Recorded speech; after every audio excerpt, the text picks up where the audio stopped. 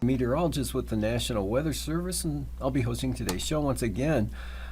First, there are no watches, warnings, or advisories out for any of the zones around the state. Public watches, warnings, or advisories, and that may continue into Wednesday as well, hopefully. Otherwise, so moving on to satellite imagery, we'll see that we've got some clouds over the panhandle and some scattered shower activity going on there. Nothing heavy, amounts 2/100 of an inch, 12-hour amounts at Gustavus and at Wrangell, and that was about it. Other places had lighter amounts or nothing at all, just kind of a mostly cloudy day there, as well as the North Gulf Coast, into the Copper River Basin, some clouds, and also some sun breaks as well, but sunny skies. Northern Cook Inlet, Manuscus, Sitna Valley, up into get into a few clouds there north of the Alaska Range there around Fairbanks, and then west of the mountains, west of the Alaska Range, Kuskokwim Valley on northward there across the mid-Yukon River Valley in toward the Brooks Range and Koyukuk Valley. Some light snow falling, but nothing too heavy. Bettles 12 hours in the last 12 hours picked up about 1 to 2 inches, give or take there. About the same thing at Nikolai and McGrath, around an inch of snow falling. Otherwise, let's see, about 1/10 of an inch of rain fell in Cold Bay with that mass of clouds there over the Alaska Peninsula, eastern Aleutians, along with gusty north winds as high as, let's see, well, starting up in the north there, Shishmaref seeing west winds gusting to 40 miles an hour associated with that low over the Chukchi Sea there. And that was a little lighter for St. Lawrence Island, 25 to 30 miles an hour, maybe some higher gusts there. Then they turned northerly and kicked up to about 44 miles an hour in gusts at St. Paul. Cape Newnam gusts 41 miles an hour out of the north, and gusts of 50 miles an hour both at Unalaska and Nikolsky. And let's see, King Cove had gusts to 47 miles an hour and about 45 miles an hour at Cold Bay. So some pretty gusty winds out there, but precipitation amounts really not all that much around the state, as I just mentioned. And you can see clouds shifting off to the north there, a band of mostly mid and high level clouds shifting north and northwestward there along the Arctic coast and North Slope today. And not too bad out over the central Aleutians, AKwx, see some clearing out there. Then back into some scattered shower activity toward the far western Aleutians. And then the gusty winds and most of the moisture on the north side of the eastern Aleutians, or the Bering Sea side, north shores of the Alaska Peninsula and eastern Aleutians, in the form of rain showers, temperatures in the 30s there, and mostly in the form of rain, but snow falling St. Paul, St. George Island throughout the day today. And also light snow along the southwest coast up to St. Lawrence Island, and again in the Kuskokwim Valley there up to the western slopes of the western Alaska Range, kind of wrapping around, say, maybe Healy, possibly Denali Park on the north or northwest side of the crest of the mountains there. And again, up into the Koyukuk Valley, that system there over the western interior. Light snow falling Kotzebue, maybe 1/2 inch, and in towards Selawik last night and during the early part of the day today. Northwest coast, some flurries going on, or light snow, less than 1/2 inch along the Arctic coast and into the North Slope area. Scattered showers ending Kodiak Island with more north-northwest wind flow taking over, and some scattered showers right along the southern Kenai Peninsula, very light and scattered in nature there up to the eastern North Gulf Coast. Middleton Island at about 2/10 of an inch of precipitation with the for one of the heavier amounts there, and then isolated showers over the Panhandle.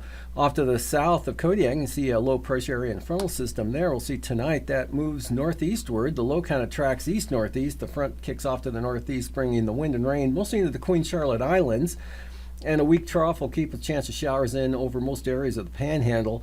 Otherwise, no change for Copper River Basin, maybe a little more clearing. Temperatures dropping back down possibly below zero at Chisana again. They're 5 below this morning. Could see that again this or tomorrow morning.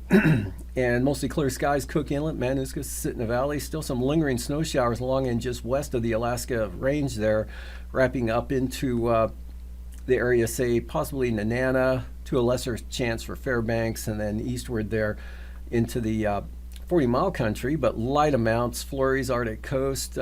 Heaviest snowfall amounts, but it'll be light, maybe up to an inch or half an inch or so for the northwest coast there with that low center just north of Cape Lisburne. And flow coming over, westerly flow should push the snowfall levels back off sea level there, so it'll probably change over to rain for the Pribilofs, and northwest winds slowly diminishing for the Alaska Peninsula. And for the day Tuesday, another front coming down out of the Russian Far East and also from the western Bering Sea drags across the western Aleutians for another round of rain. Wind's not too serious out there, and a trough in advance of that system begins to, well, exits the Pribilofs tonight, brings an increasing chance of rain into the southwest coast during the afternoon, mostly Makoriak, Nunivak Island, and possibly Tuksuk Bay. Chance of showers, Norton Sound, snow showers possible for the Kotzebue Sound area, northwest coast, that low continuing there. Now drifting northward a little bit, so a chance of snow for the western Arctic coast. Otherwise, look for some possible clearing there over the North Slope, Brooks Range central areas. And again, snow showers or areas of light snow linger along and west and north of the Alaska Range, across the central Tanana Valley, Tanana, Esther, Fairbanks, on up to the Yukon Flats. But again, amounts will be very light. Be windier. Northwest winds could gust 30 to 40 miles an hour at Kodiak Island, and kind of breezy for Cook Inlet, especially southern Cook Inlet into Kamishak Bay, but mostly sunny, dry conditions again into the Copper River Basin. Light winds with some variable cloudiness. Chance of rain, that front really washes out there over the Queen Charlottes, and the low drifting northward off the south coast. So occasional rain, southern Panhandle, to dry conditions up to the north. And moving on to the outlook for Wednesday. Stronger low pressure now just off the southwest coast, so look for periods of rain or rain and snow mixed depending on your latitude, time of day, and elevation there for the Bristol Bay area into mostly the Kuskokwim Delta, southern Kuskokwim or Yukon Delta. Kuskokwim Delta area is seeing the best chance of moisture. System just edging onto the chart there, bringing increased wind and rain for the far western Aleutians. High pressure in between the two systems makes for a pretty good day for Adak and Atka on Wednesday. Light winds and partly to mostly sunny skies. Trough keeps snow showers in interior Alaska from the western Brooks Range southwestward into the central Tanana Valley, right on down into Mananuska, Susitna Valley. Chance of rain or snow, and light rain possible for the North Gulf Coast at times. Better chance for the Panhandle, though, with southwest flow. Definitely a wet weather pattern there, but nothing heavy expected. A little breezy, maybe 15 to 30 mile an hour west-southwest winds. Arctic coast, light winds. Very light winds expected up there, and that'll aid sea ice development. And for the lows tonight, 30s to near 40, lower 40, southern Panhandle. Otherwise, single numbers. Again, kind of a range, Copper River Basin 5 below to 10 above. Otherwise, in the 20s elsewhere, mid-30s Kodiak Island. Highs in the 30s to lower 40s along the coast. 45 to 50 for the Panhandle, or in the 40s. 20s Kuskokwim Valley, up lower 30s for the Bristol Bay area, upper 20s Copper River Basin. Lows the following morning, teens, inland areas, 20s South Central Alaska, especially the Kenai Peninsula, and Panhandle staying above freezing, even above 40 in some locations down south out toward the coastline, near freezing for Kodiak. Highs Wednesday afternoon, mid-20s Copper River Basin, in the 20s for the Kuskokwim Valley. 30s for Bristol Bay, 30s South Central Alaska, near 40 for the North Gulf Coast, 45 to 50 Southern Panhandle, mid-40s to the north, same thing for Kodiak Island. Up north, lows in the teens. Highs tomorrow in the 20s to near 30, warmest there around Fairbanks and out toward the Bering Strait. Norton Sound, lows 5 to 15, in the teens mostly, colder 0 to 10 for the North Slope, followed by highs Wednesday afternoon, 15 to 25. Arctic coast to the Brooks Range, and in the 20s south of the mountains there. Out to the west, lows in the mid to upper 30s over the Aleutians to 31 over for the Pribilofs, mid-20s for St. Lawrence Island, followed by highs 40 to 45 most areas, colder along the coast, southwest coast. And for the morning lows, near freezing for St. Paul, otherwise above freezing, and near 40 for the Aleutians, followed by highs mid-40s for the central Aleutians, lower 40s for the Alaska Peninsula, near 40 for the Pribilofs. And now, Aviation weather around Alaska. First line weather graphic Tuesday morning. Some IFR central Arctic coast. Otherwise, most of the north slope looks VFR, as well as the western interior, southwest coast, Nunivak Island, all VFR. Mostly marginal for the southern Bering Sea. Some IFR around St. Matthew Island. Otherwise, the Aleutians not too bad. Marginal to VFR flying conditions there. Marginal VFR up along the Kuskokwim Valley into the western Alaska Range. Some VFR northern Cook Inlet, Matanuska, Susitna Valley. Then IFR up over the eastern interior into the Koyukuk Valley. Marginal VFR for the North Gulf Coast, Kodiak Island, and the Panhandle. For the afternoon, marginal VFR continues for the southeast coast there, with the IFR staying off the coast. And some VFR now breaking out over the Copper River Basin into Prince William Sound, and more widespread VFR, Fogneck Island, Cook Inlet, most of the Kenai Peninsula, Matanuska, Susitna Valley. Marginal VFR, Western Alaska Range, Eastern Kuskokwim Valley up into the eastern and central interior along the Yukon River. IFR up over the northeast interior, eastern Arctic coast. Some more IFR, that weak system coming across the Bering Sea, kind of east-southeast movement there to Nunivak Island, St. Matthew Island, and VFR, Adak and Atka, marginal for the Fox Islands and Amchitka westward. And for the morning Wednesday, IFR pushes onto the Yukon-Kuskokwim Delta coastline there, still over in Nunivak Island, and the narrow band southward there to the western Alaska Peninsula, eastern Aleutians, marginal VFR for the central Aleutians, VFR, Shimei and Attu, and VFR also into the Pribilof Islands. Western interior VFR all the way up to the western Arctic coast, central and eastern Arctic coast IFR, eastern interior there some IFR, pretty widespread from the Brooks Range down into the Fairbanks area, almost to Nenana, say, possibly Healy. Otherwise, marginal VFR for the Alaska Range. Good VFR southern Alaska, some marginal VFR for the Talkeetnas. Western Copper River Basin, otherwise the North Gulf Coast looking pretty good. Marginal VFR northern Panhandle, IFR to the south. And for the afternoon, IFR over most of the southeast coast, improving the marginal VFR, Prince of Wales Island. And some IFR, central eastern Arctic coast, north slope into the upper Yukon Valley there, with marginal VFR in the central interior. VFR from the northwest coast, southeastward across much of western Alaska to Kenai Peninsula.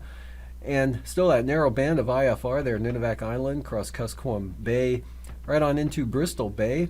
And then some VFR, Alaska Peninsula, eastern Aleutians to Atka, and IFR edging into the far western Aleutians.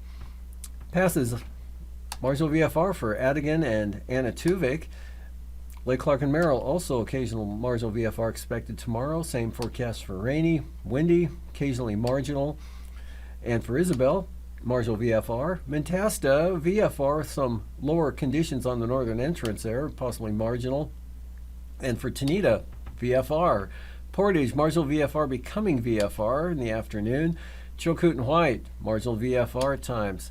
Freezing levels at the surface, right across the Bering Sea, north of the Pribilof, south of St. Matthew Island, right across Kodiak Island, hugging the North Gulf Coast, in across the northern Panhandle, otherwise 2,000 to 4,000 feet there, and 2,000 foot freezing level south of the Aleutians. Couple of bands of some elevated icing potential there in the Bering Sea, either side of the Pribilof Islands, one Nunivak Island, and then also for the Panhandle, a little bit better chance of some isolated moderate rime or mixed icing there, mainly over the southern and central southeast coast. Jet stream, northwest flow, 85 to 90 knots there across the western Bering into the central western Aleutians, but pretty light over the remainder of the state, with the main jet south of just about even the Queen Charlotte Islands.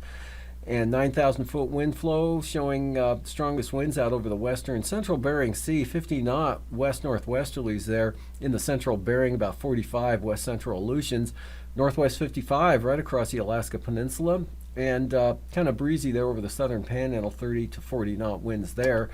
And for 3,000 feet, 40 knot south-southeast winds, southern southeast coast, northwest up to 45 through the Kamchatka Gap and the Barren Islands, and about 30 to 50 knots for the Aleutians and southern Bering Sea.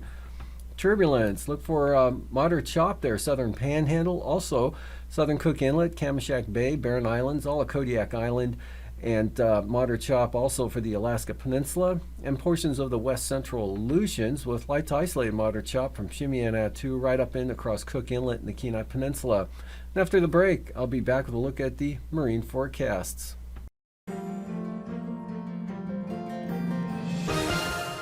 Hello again, I'm meteorologist Dave Snyder with the National Weather Service for another edition of Alaska Weather Facts. And joining us again, talking about the augmented reality sandbox, is Eric Stevens from GINA, the Geographic Information Network of Alaska. And he's actually talking about a project from AKwx, which is the experimental program to stimulate competitive research. A lot of acronyms, but some really fun stuff today, right, Eric? You bet. We've got a learning tool that is a tool that's fun to use, and it really has a relevance to actually daily lives of anyone who goes outside and sees lumpy topography in Alaska. We've got a lot of mountains and such. You know, when I was younger and go on your first hike in the hills, say, you're given, maybe you're in the Boy Scouts or you get at the kiosk at the trailhead, a topographic map, a flat piece of paper with all these lines on it, bullseyes, long lines that curve back on themselves, say, perhaps things that look like this. A quadrangle or a topographic map. We've got here just to illustrate a couple of examples near Denali. Alaska has so much topography, so many mountains. And what are all these lines that we see? It can be tough to know what this means the first time you look at it. What we've got, all these lines represent lines of where the elevation of the topography goes through a certain level above sea level, say that this line represents where the mountains have gone from below 1,000 feet, mean sea level, up through 1,000 feet and above. That's your 1,000-foot contour. And when the mountain keeps going up, you're up to 1,200 feet, 1,400 feet, and so on. And that's how you get this little bullseye around the peak of a mountain. Kind of makes layered slices, right? Kind of like layered slices. Nice way to look at that. And when you see the lines are closer together, you're going up more steeply. If the mountain rises more slowly, it takes you longer in horizontal space to go through those different vertical increments. So that is really hard to visualize. Right. Imagine you're looking at a 2D piece of paper, two-dimensional piece of paper, but you're trying to understand what the three-dimensional world looks like. Well, enter the augmented reality sandbox. Yes, what is that? It is right here. We have the sandbox with us today, Sandbox 2.0, portable version. Built up at University of Alaska Fairbanks. And we've got a couple of folks helping out today. Let's see, Alana Valaji, and she's a mechanical engineering student from the University of Alaska Fairbanks. If you want to give us a thumbs up there, Alana, thanks for helping us out today. And Courtney Breest, she's the outreach coordinator from AKwx, also helping us out today. Thanks, Courtney. And this tool here has a Microsoft Kinect to sense the level of sand in this sandbox. And then the Kinect feeds its information into a computer that then sends a signal to a projector to draw the appropriate topographic lines on this topography. The fun thing about this, as we can see here, is that the sandbox and its Kinect and its projector, they all work as a team. So here we've got a mountain in the middle of the sandbox. What if we took down the mountain to some degree? Watch as the software responds and redraws the topography. Kind of a caldera forming there. There you go, And what's fun about the sandbox too is it knows that gravity flows downhill, and we've got some water that's actually down in the lowest elevations. And what's happening now is we're making it rain a little bit. We'll fill up rain into that elevated lake bed, that caldera, as you said. And so now water is pooled up there. And what if you gouged out an outlet channel? Glacial dam release. There you go. The water flows out. What we're seeing here is a tool that allows people to touch and connect, Microsoft Connect, RRR, to connect two-dimensional topographic maps like what we have here, these flat things on a piece of paper, to the real three-dimensional world. I think this sandbox's real particular application as a learning tool to young people is, what does a two-dimensional map mean when it's trying to represent the three-dimensional world?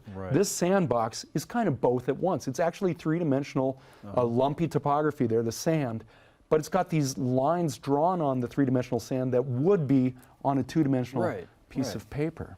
Wow, that is a huge leap from the learning that we experienced when we were younger to how children and even adults are visualizing in these new forms of technology. Allows that to kind of reshape their thinking and visualize this in a very useful and absolutely hands-on way.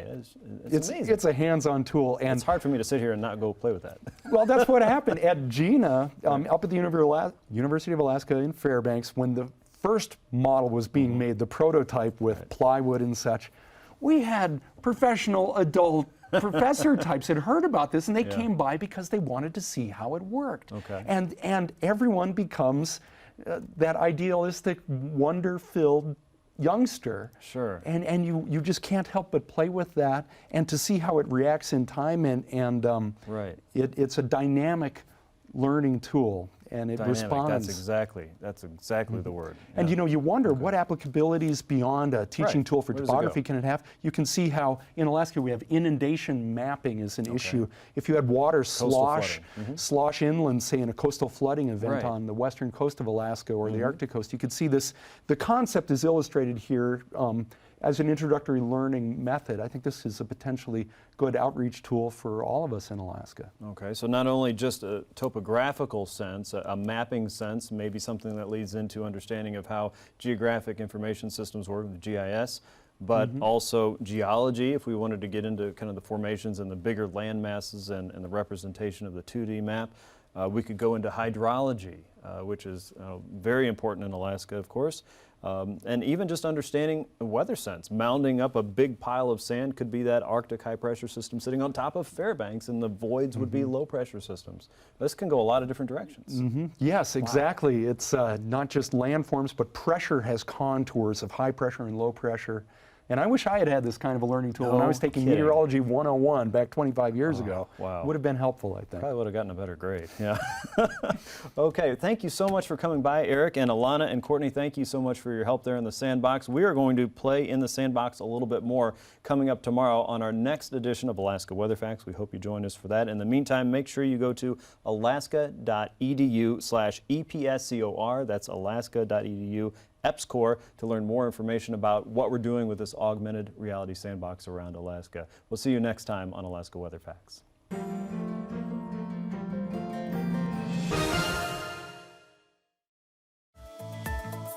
And now, marine weather around Alaska.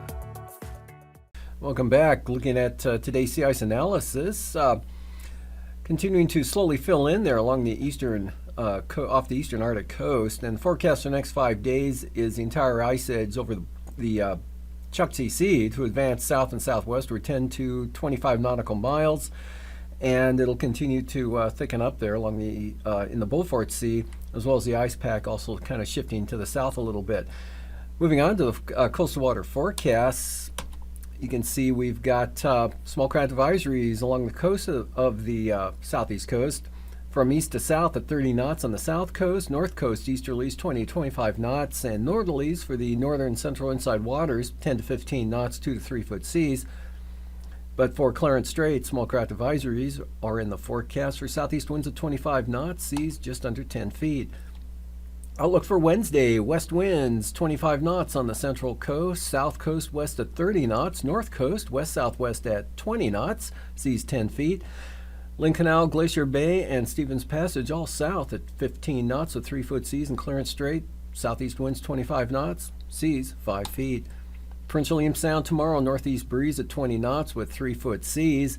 And for the area around Middleton Island, winds will be even lighter, northeast at 15 knots, north 20 knots, western North Gulf Coast, but a big increase in the winds, full gales there for the Barren Islands, Kamishak Bay. 40 knot winds forecast there, seas around 10 feet. Cook Inlet, looking at northerly winds at 10 to 15 knots with 3 foot seas. And for Wednesday, Cook Inlet, north winds 15 knots, seas 4 feet. Prince William Sound, light northwest breeze at 10 knots. North Gulf Coast, west winds 20 knots, seas at about 8 feet. And small craft advisories, Kamishak Bay, north winds 25 knots. And southwest 30 knots for the Barren Islands with 10 foot seas. Kodiak Island, gale warnings, northwesterlies 30 to 40 knots, strongest there in Shelikof Strait, seas 9 to 13 feet. Alaska Peninsula, northwest 30 knots, seas 12 feet. Bristol Bay, northwest at 25 knots with 7 foot seas. Outlook for Wednesday, west winds 30 knots for the Alaska Peninsula. And Bristol Bay, small craft advisories, southwest 25 knots, seas at 7 feet.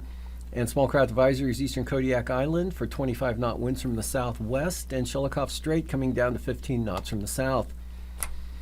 Fox Islands, west or west-northwest winds 25 to 30 knots tomorrow with 8 to 10 foot seas. Same forecast for AKwx, west winds 25 to 30 knots and 30 knot winds from Amchitka to Shemya from the west. And those come down, kind of get a little squirrely on the direction. Northeast, Kiska to Shemya at 25 knots, and then northwest 25 for Amchitka Island. 30 knot northwest winds in the forecast for AKwx, and gale warnings for the Fox Islands. West winds 30 to 40 knots, seas 12 to 18 feet. Southwest coast, south of Nunivak Island, winds will be northwest at 25 knots. Yukon Delta coast, west at 20 knots, even lighter there for Norton Sound and St. Lawrence Island, west at 15. Small craft advisory, St. Matthew Island, west winds 25 knots. And also small craft advisories for the Pribilof Islands, west winds at 30 knots. And then big increase in the winds there for the Pribilofs on Wednesday. Northwest 25 knots, seas around 20 feet.